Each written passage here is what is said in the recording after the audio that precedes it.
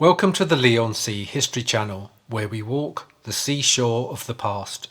Today, Leigh Hill is just a short part of the scenic coastal route between Southend and Hadleigh, passing by the Old Town and Leigh-On-Sea station before making its way up Belton Hill west towards London Road and the A127. Many who pass this way will be surprised to know that New Road only linked up with Belton Way following the Second World War.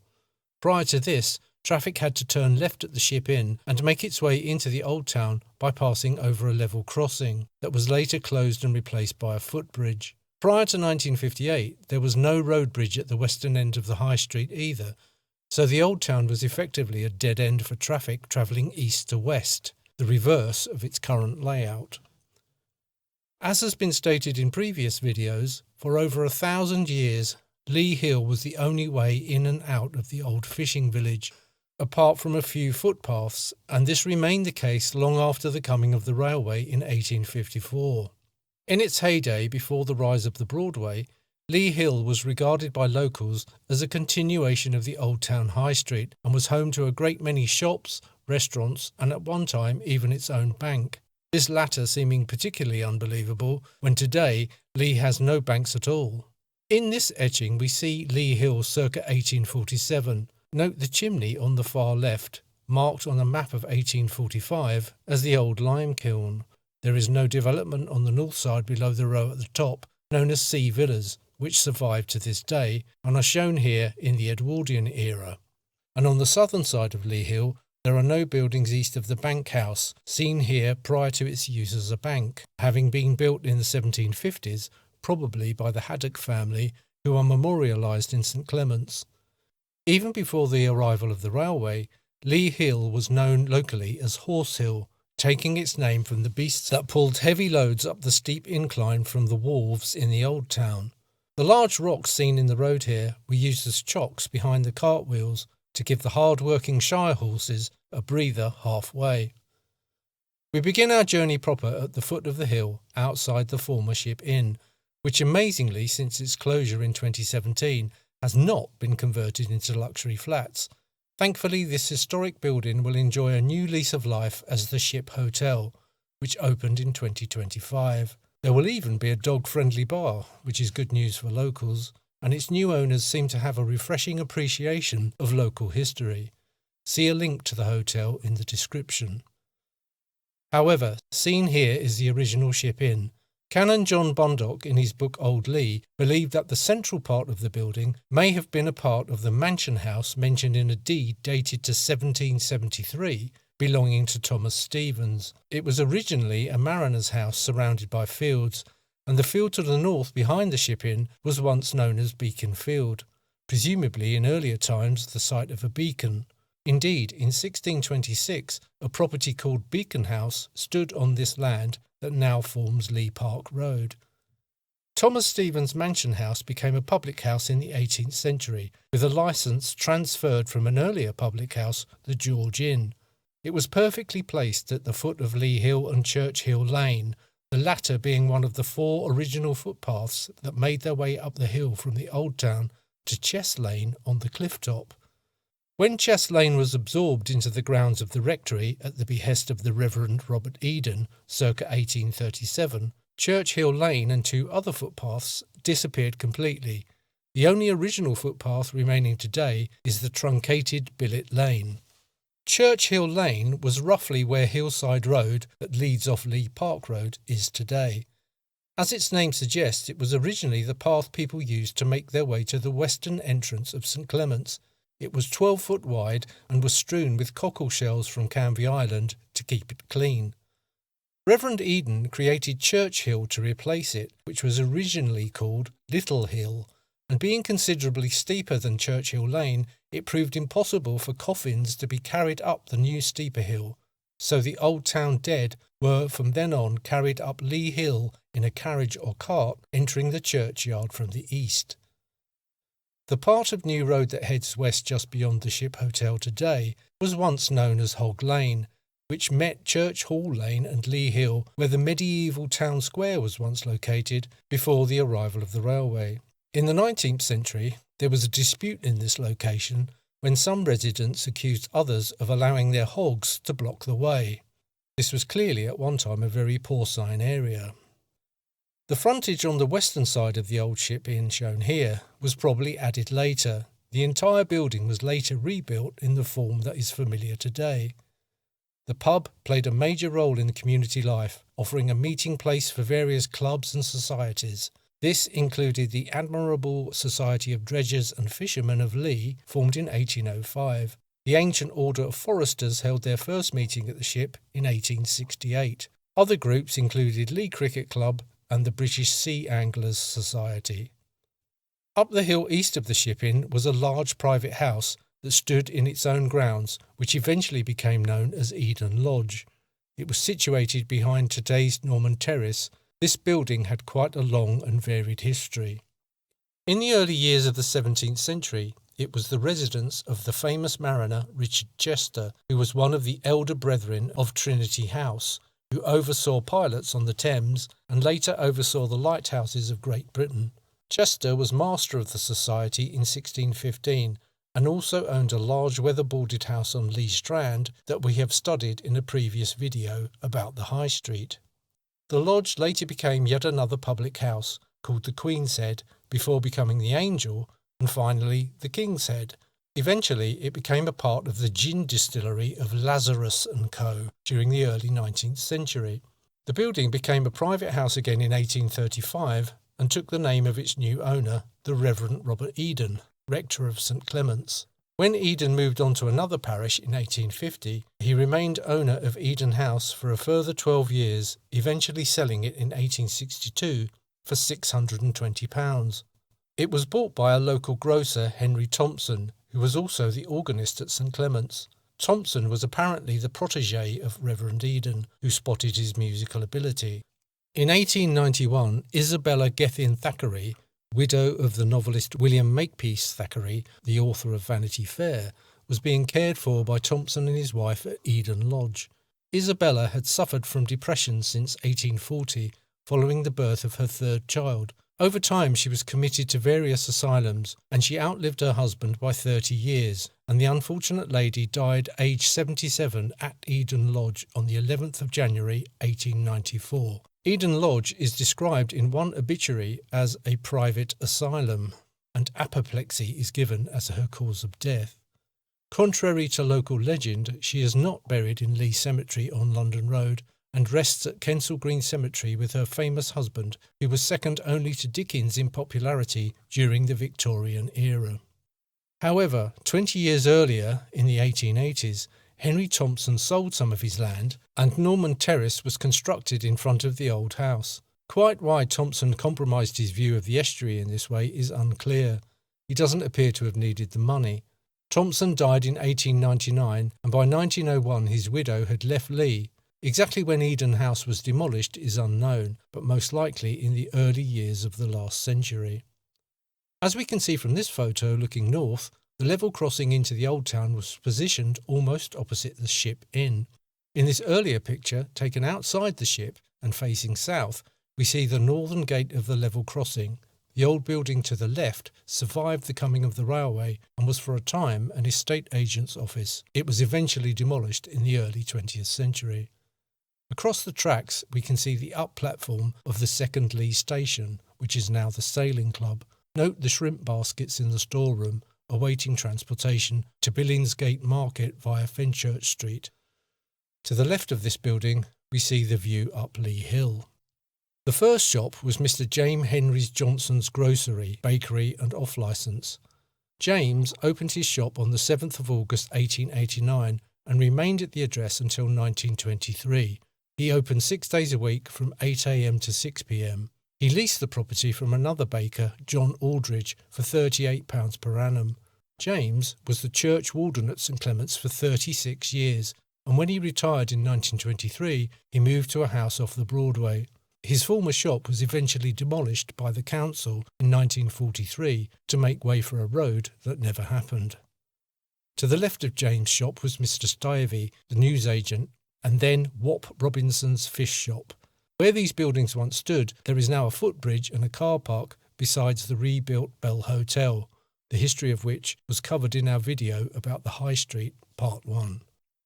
As the old town began to fall into disrepair and Leigh began to expand on the cliff top, Leigh Hill grew in importance.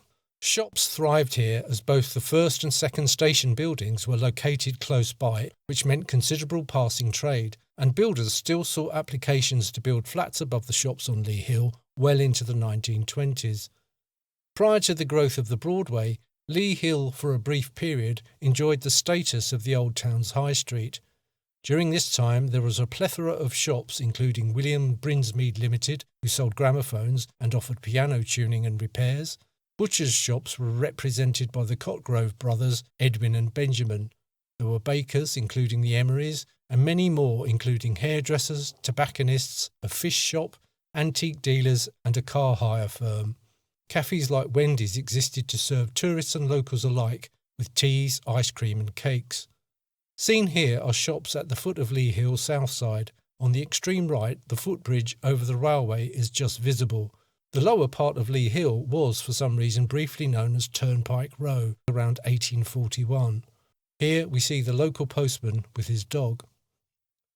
Blacksmiths were represented by Frederick J. Joselyn, who was at number 28 Leigh Hill from the 1860s to the 1920s. The Joselyn family had a long, deep and illustrious connection with Leigh. Many will have heard of Joselyne's Beach, situated by Chalkwell Station at the eastern end of the cinder path that runs along the shoreline from Chalkwell to the Old Town. At one time this tiny stretch of sand was a privately owned beach in the hands of the Joselyn family.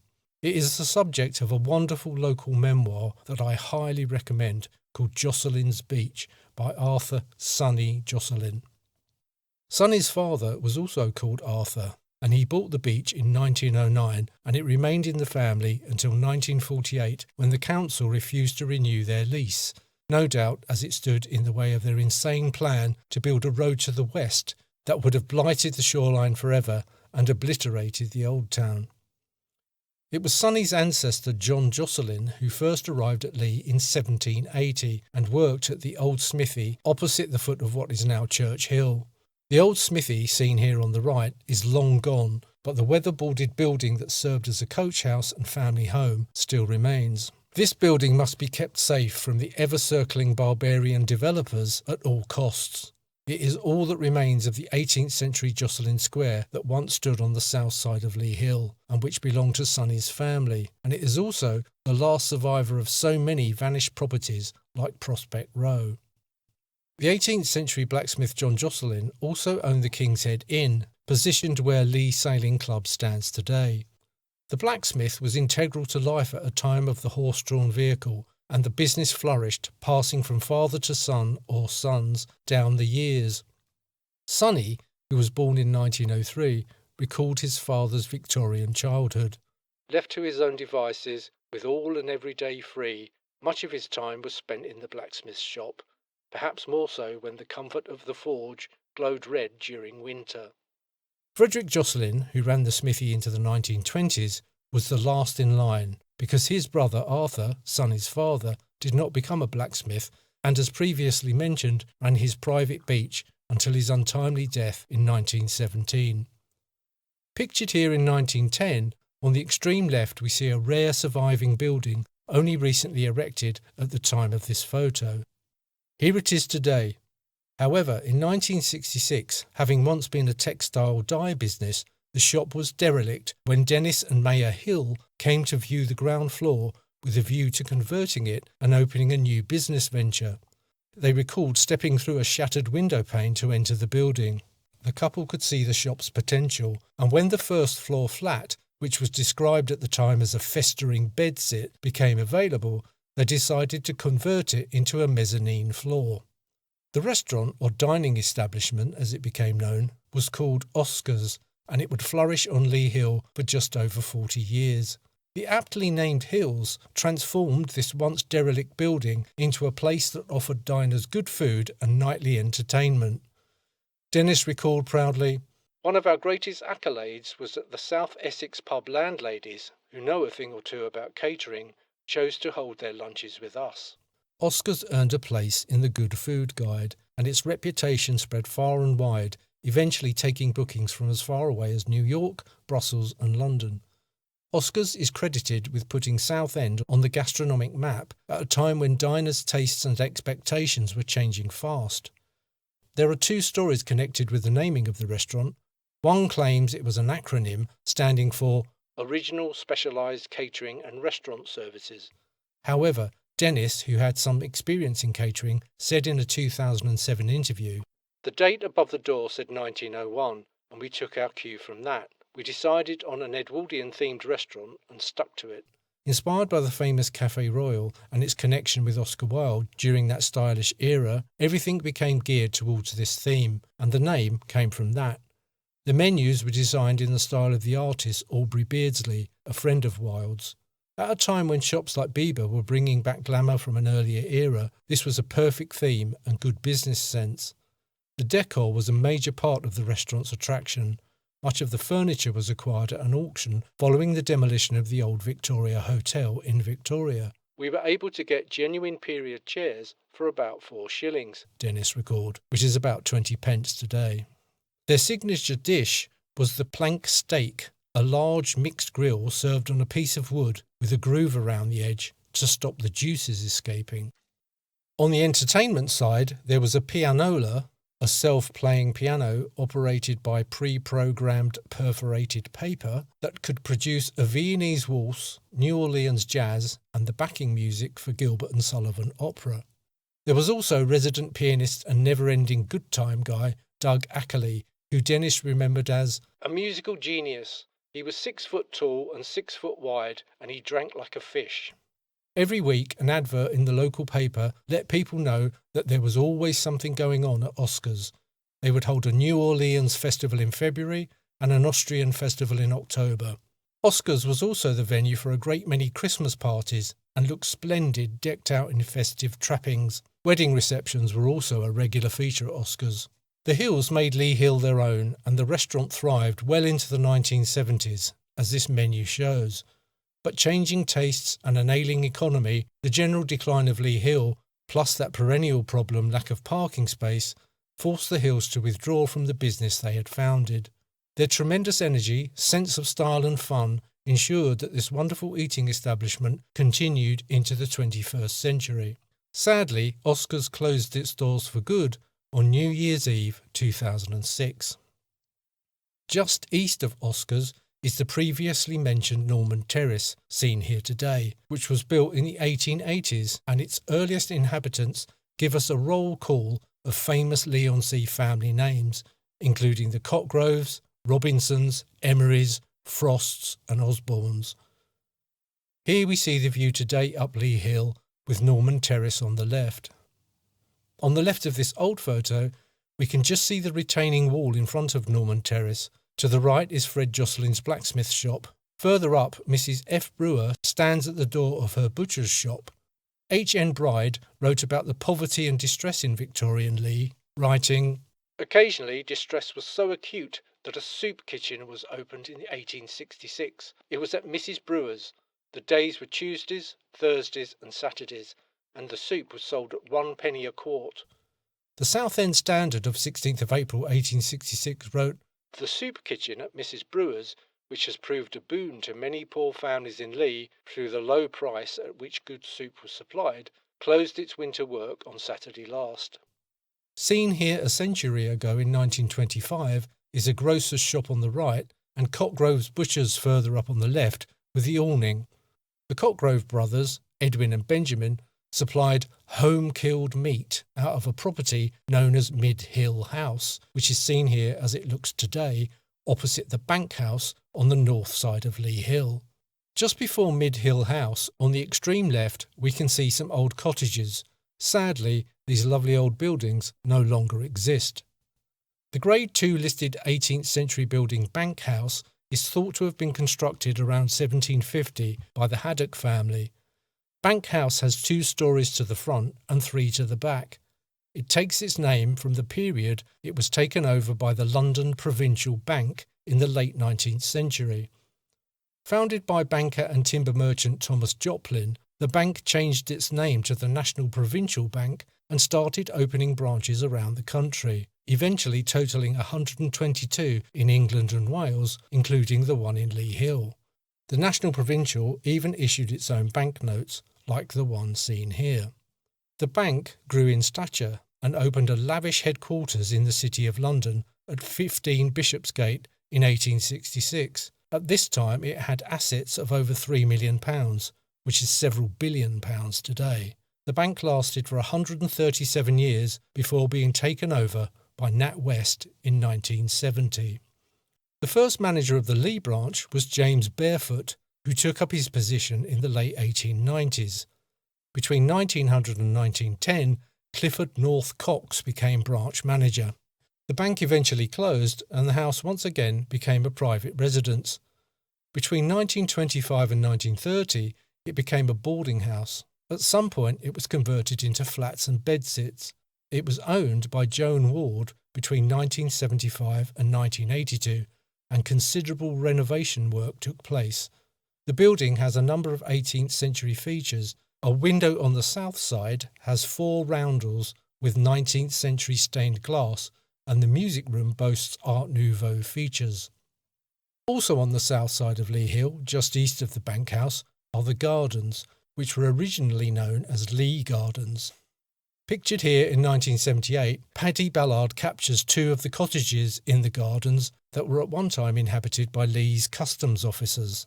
Most of the remaining buildings here are Victorian.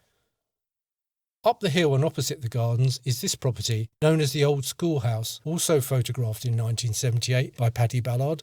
The history of schools and school buildings in Leigh is even more confusing than that of the different railway stations.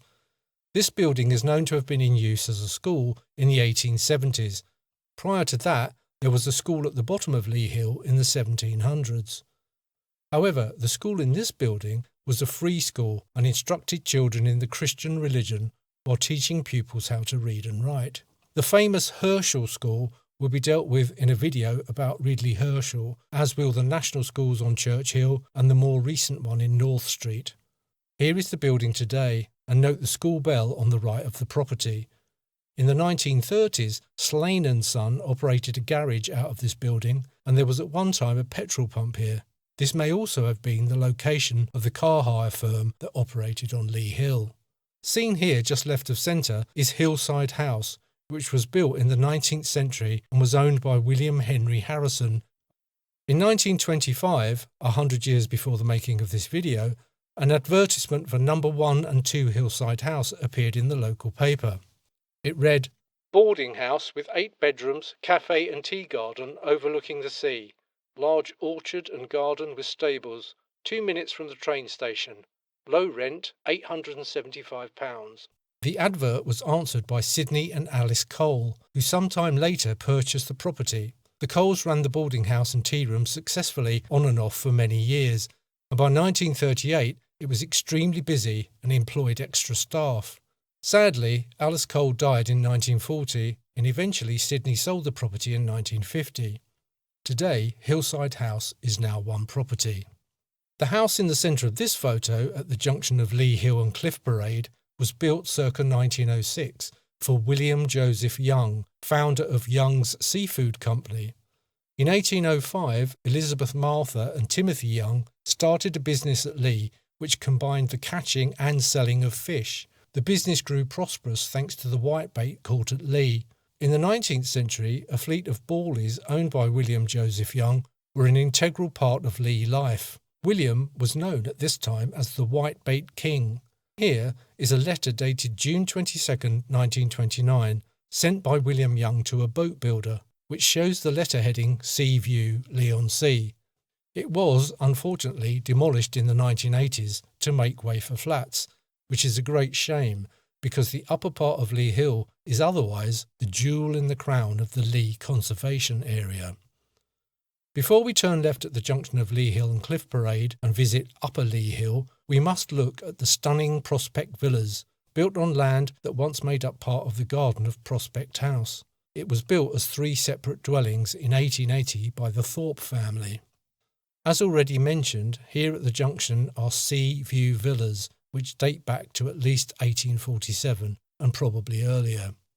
This beautiful photo of Leigh Hill in the snow was probably taken in the late 19th century.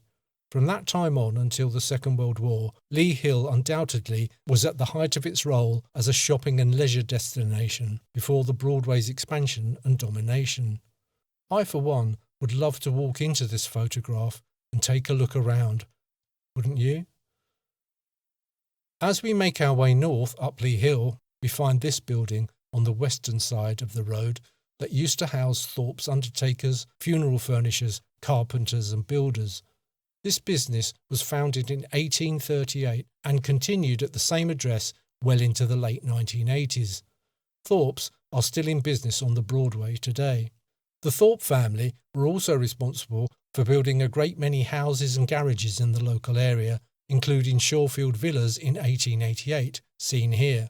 This was the home to William Thorpe and his family. A little further north, next to the former Thorpe premises, is Prospect House at number 85 Leigh Hill, a late 18th century or early 19th century brick building. Built on 3 levels, it has a large cellar which contains a well. The rear of the property has spectacular views over the estuary and was made a Grade 2 listed building by English Heritage on the 23rd of August 1974. We now come to Ivy House, or Herschel House as it is known today. This early 19th century timber-framed weatherboarded property was probably built by its first owner, Thomas Turpin, a local timber merchant. Like Prospect House, Herschel House is Grade 2 listed, having been listed in January 1979. Today, the entrance on Upper Leigh Hill is from what was originally the rear of the property. At one time, a long path led up to the house from the bottom of Leigh Hill, making its way through a private orchard. In 1919, Ivy House was up for sale at £2,000, and Talbot and White auctioneers described it as having large motor house, tennis room, studio, greenhouse, kitchen, pleasure gardens, billiard room, 6 bedrooms, 2 attic rooms, a wine and coal cellar. It goes without saying that this property had and still has incredible views over the entire estuary. Ridley Herschel lived here in 1835 when Lady Olivia Sparrow appointed him preacher and teacher at her small school, and it became known as Herschel House until reverting back to the name Ivy Cottage. I will be making a video based on the biography of Herschel, which is called All Love by the author Geoffrey Henderson. For a much deeper dive into the residents of Ivy Cottage or Herschel House and many of the other subjects of this video, I highly recommend Carol Edwards' book, Leigh Hill. All Carol's books are available at Waterstones Southend and the Leigh Heritage Centre. There is a link to her writer's page in the description of this video. At the time of writing her book on Leigh Hill in 2011, the Hills of Oscars fame were still the owners of the property, which they bought in 1981, a richly deserved reward for all their hard work at Oscars. It was the Hills who changed the name back to Herschel House. Here is the view down Leigh Hill in the Edwardian era. Centre right, above the heads of the children, we can see Sea View, the home of William Joseph Young. Centre left, we can see Shawfield Villas, then 2 Victorian houses that also survive to this day. Extreme left is just a tiny part of one of the gardens of Carlton Terrace. Today, when one stands in the churchyard of St Clement's and looks across at the picturesque Carlton Terrace, it is hard not to conclude that the upper part of Leigh Hill is the loveliest and best preserved part of Leigh. On an autumn evening at dusk, with the mist swirling in, it is very easy to imagine oneself back in the Victorian or Edwardian era. Finally, here is Leigh from the air a century ago in 1925. I have numbered some of the buildings that we have visited during this video. The Ship Hotel is just outside of this photo. Numbered left to right are the remaining buildings. Number 1 is the 1901 property that used to house Oscar's restaurant. Number 2 is Norman Terrace. Number 3, Bank House. Number 4, the Old School. Number 5, Prospect Villas. 5A is Hillside House, at that time in use as a boarding house and tea rooms. 6 is Seaview Villas. 7 is the former Thorpe's building. 8 is Shorefield Villas. The number 9 sits between Herschel House on the left and Prospect House on the right, and number 10 is Carlton Terrace. I would very much like to thank everyone who has subscribed and has commented so far. Thank you very much for watching. Please do like and subscribe if you are new, and please everyone share this video on your social media if you enjoyed it. Also, please do leave a comment and tell me the subject you would like for my next video. It can be either 1. The houseboat community on Lee Creek, 2. Marine Parade and Belton Hills, or 3. Ridley Herschel. Once again, thank you very much for watching.